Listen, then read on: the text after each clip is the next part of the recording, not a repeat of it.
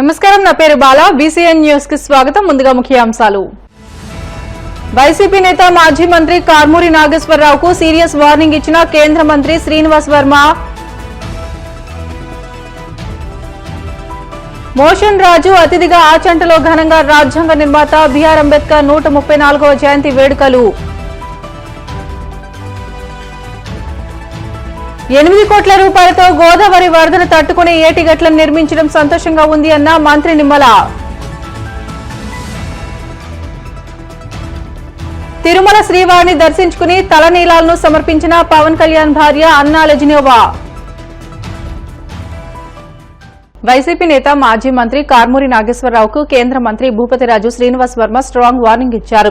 కూటమి నేతలను నరుకుతామంటూ కార్మూరి ఇటీవలే వివాదాస్పద వ్యాఖ్యలు చేసిన సంగతి తెలిసిందే. గుంటూరు యువతల వాళ్లను ఇంట్లో నుంచి లాక్కొచ్చి కొడతామని, అవతలి వాళ్లను నరికి పారేస్తామంటూ కార్మూరి నాగేశ్వరరావు చేసిన వ్యాఖ్యలు సంచలనం రేపాయి. కార్మూరి వ్యాఖ్యలపై పలువురు టీడీపీ నేతలు కూడా పోలీసులకు ఫిర్యాదు చేశారు. దీనిపై పోలీసులు దర్యాప్తు జరుపుతున్నారు. ఈ క్రమంలోనే కార్మూరి నాగేశ్వరరావు చేసిన వ్యాఖ్యలకు కేంద్ర మంత్రి భూపతిరాజు శ్రీనివాస్ వర్మ కౌంటర్ ఇచ్చారు. పాలకొల్లులో కూటమి నేతలు నిర్వహించిన సమావేశానికి కేంద్ర మంత్రి హాజరయ్యారు. ఈ సందర్భంగా మాజీ మంత్రి కార్మూరికి వార్నింగ్ ఇచ్చారు. కూటమి నేతల జోలికొస్తే ఎలా బుద్ది చెప్పాలో తమకు తెలుసంటూ భూపతిరాజు శ్రీనివాస్ వర్మ హెచ్చరించారు. వైసీపీ మందను ప్రజలు ఇంటికి పంపినా వారి బుద్ది మారడం లేదని అన్నారు. కార్మూరి నోరు మూసుకుని ఇంట్లో కూర్చోవాలని, కాళ్లు చేతులు నరికేస్తామంటే కత్తి పట్టే అవకాశం లేకుండా ఎలా బుద్ది చెప్పాలో తమకు బాగా తెలుసంటూ శ్రీనివాస్ వర్మ తీవ్ర వ్యాఖ్యలు చేశారు. కార్యకర్తలు చప్పట్లు కొడతారని ఎలా అంటే అలా మాట్లాడితే నాలుక కోస్తామంటూ శ్రీనివాస్ వర్మ హెచ్చరించారు.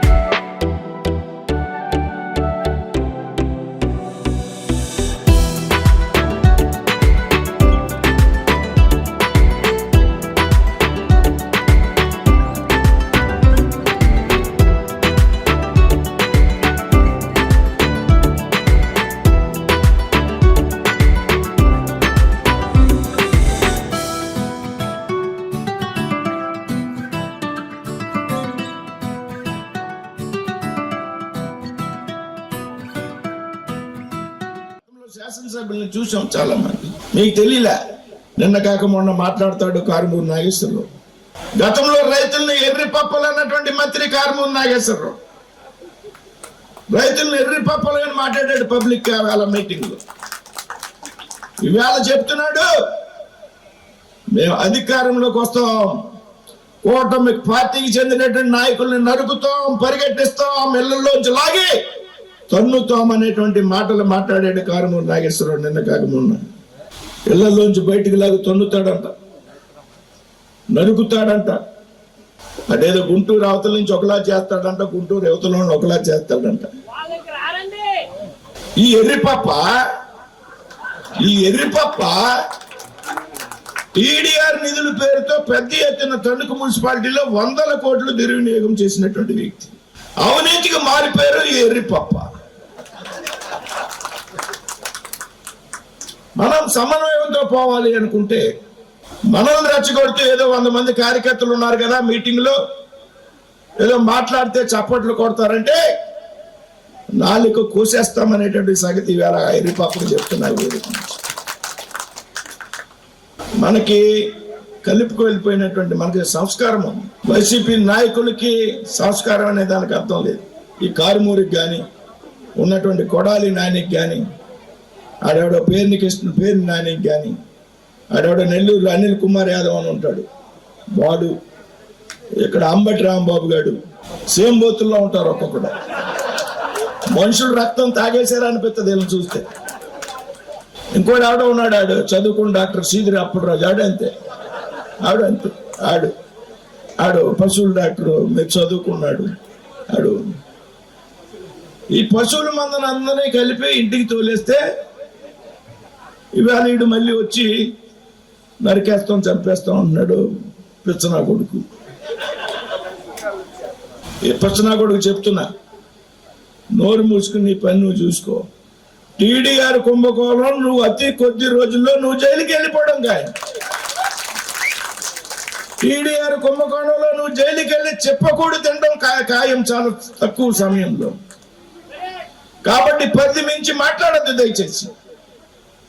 రాజకీయాల్లో భాష చక్కగా ఉండాలి, సరైనటువంటి భాష మాట్లాడాలి రాజకీయాల్లో. నెక్స్ట్ మాట్లాడితే ప్రజా జీవితంలో చల్లదు. కాబట్టి ఈవేళ వైసీపీ నాయకులు చెప్తున్నా, అభివృద్ధి మా జయం. అభివృద్ధి విషయంలో వెనక్కి తిరిగేటువంటి ప్రసక్తి లేదు. నిత్యం రాత్రి పగలు తేడా లేకుండా మేము కష్టపడతాం. ప్రజల కోసం ఎంత చేయాలో అంత ప్రయత్నం చేస్తాం. కానీ మా వంక చూసి మమ్మల్ని రెచ్చగొట్టేటువంటి ప్రయత్నం చేస్తే కాళ్ళు చేతులు కూడా నరికేస్తామనేటువంటి విషయాన్ని సందర్భంగా చెప్తున్నా. నేను కూడా మాట్లాడుతున్నా, ఇది తప్పో ఒప్పో కానీ నువ్వే కనుక మనల్ని చంపాలి నరికేస్తాం అనేటువంటి ప్రయత్నం చేస్తే నీకు కాళ్ళు చేతులు లేకుండా, నీకు చంపడానికి కత్తి పట్టుకోవడానికి అవకాశం లేక, నడవడానికి కాళ్ళు లేకుండా అవకాశం లేకుండా నీకు ఏ విధంగా బుద్ధి చెప్పాలో అనేటువంటి మాకు విషయం తెలుసు. కొన్నాళ్ళు మీ పని మీరు చూసుకోండి దయచేసి. చేసిన తప్పులకు పెద్ద ఎత్తున ప్రజలు శిక్ష విధించారు, భరించండి, బరాయించండి.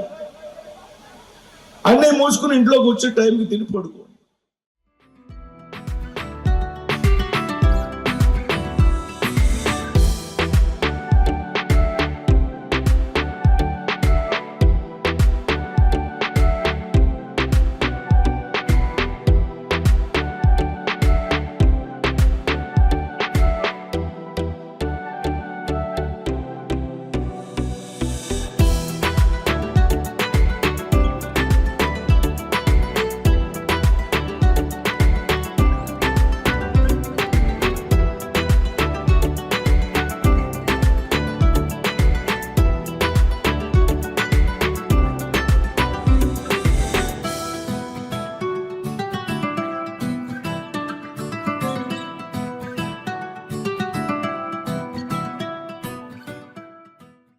ఆచంటలో రాజ్యాంగ నిర్మాత బీఆర్ అంబేద్కర్ 134వ జయంతి వేడుకలు ఆదివారం ఘనంగా నిర్వహించారు. ఆచంటలో సర్పంచ్ కోట సరోజిని వెంకటేశ్వరరావు ఆర్థిక సహాయంతో నూతనంగా ఏర్పాటు చేసిన అంబేద్కర్ విగ్రహాన్ని శాసన మండలి చైర్మన్ కొయ్య మోషన్ రాజు ముఖ్య అతిథిగా హాజరై ప్రారంభించారు. ఆయనతో పాటు మాజీ మంత్రి చెరుకువాడ శ్రీ రంగనాథరాజు తనయుడు చెరుకువాడ నరసింహరాజు పాల్గొన్నారు. ముందుగా విగ్రహానికి పూలమాలలు వేసి నివాళులు అర్పించారు. అనంతరం మోషన్ రాజు మాట్లాడుతూ అంబేద్కర్ రచించిన రాజ్యాంగంతో పేదలకు న్యాయం జరుగుతుందని అన్నారు. చదువు అనే ఆయుధాన్ని ప్రతి ఒక్కరికి అందజేయాలని ఉద్దేశంతో నిరంతరం కృషి చేసిన వ్యక్తి అంబేద్కర్ అని ఆయన పేర్కొన్నారు. కుల నిర్మూలన, కుల వివక్షతకు వ్యతిరేకంగా పోరాడడమే డాక్టర్ బీఆర్ అంబేద్కర్ కు ఇచ్చే నిజమైన నివాళి అని అన్నారు. ఈ కార్యక్రమంలో ఆచంట జేఏసీ మాల సంఘాల జాతీయ అధ్యక్షులు చీకటిమిల్లి గంగరాజు, రాష్ట అధ్యక్షులు గుమ్మపోవర ప్రసాద్, గౌరవ అధ్యక్షులు బీరా మధు, ఆచంట నియోజకవర్గ చైర్మన్ సుంకర సీతారాం, నియోజకవర్గ కన్వీనర్ మట్టా రాము, మండల చైర్మన్లు కోటా వెంకటేశ్వరరావు, పేతల అంబేద్కర్, ఈది ప్రవీణ్, పోతుమూడి రామచంద్రరావు, జంట్రి శ్రీను మరియు కన్వీనర్లు తదితరులు పాల్గొన్నారు. రాజ్యాంగ నిర్మాత, బహుజనుల ఆశాజ్యోతి, ఈ దేశం యొక్క దశ దిశను నిర్ణయించినటువంటి మహానుభావుడు డాక్టర్ బిఆర్ అంబేద్కర్ యొక్క విగ్రహావిష్కరణ సభకు ఇచ్చేసినటువంటి గ్రామ స్థాయి నుంచి ఢిల్లీ స్థాయి వరకు, భారతదేశం నుంచి అమెరికా వరకు బిఆర్ అంబేద్కర్ యొక్క విగ్రహాలని ఏర్పాటు చేసుకోవటం, ఆయన యొక్క ఆశయాల్ని కొనసాగించటం, ఆయా దేశాల్లో ఉన్నటువంటి ప్రముఖ స్థానాలకి అంబేద్కర్ పేరుని పెట్టుకోవటం, ఐక్యరాజ్య సమితి లాంటి మహోన్నతమైనటువంటి సంస్థ ఆయన యొక్క పుట్టినరోజుని నాలెడ్జ్ డేగా ప్రకటించటం, ఇది ఒట్టినే రాలేదు.